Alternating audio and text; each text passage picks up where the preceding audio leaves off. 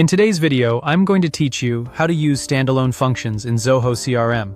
If you've ever wanted to run a custom piece of logic on demand, outside of workflows or blueprints, standalone functions are the perfect tool.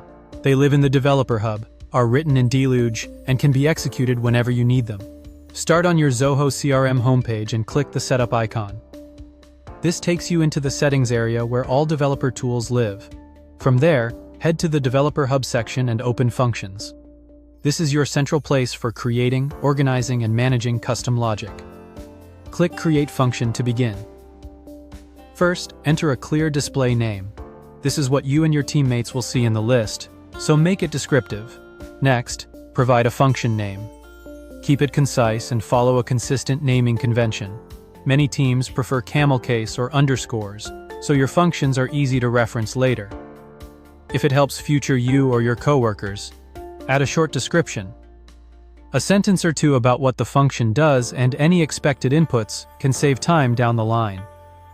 Now choose the category and select Standalone. This ensures the function isn't tied to a workflow trigger or button and can be run independently.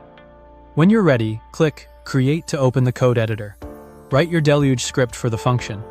Keep your logic focused and modular, and consider handling edge cases with try-catch blocks and informative logs. If your function updates CRM records, double-check module and field API names. Comment your code where necessary so it's clear what each block is doing. When the script looks good, click Save to store your changes, then click Close to return to your functions list.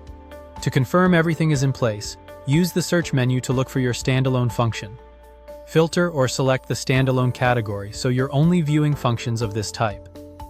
In our example, click on Update Lead Status to open it and review the details, making sure the name, description, and script are correct. When you're done, click Close. That's it.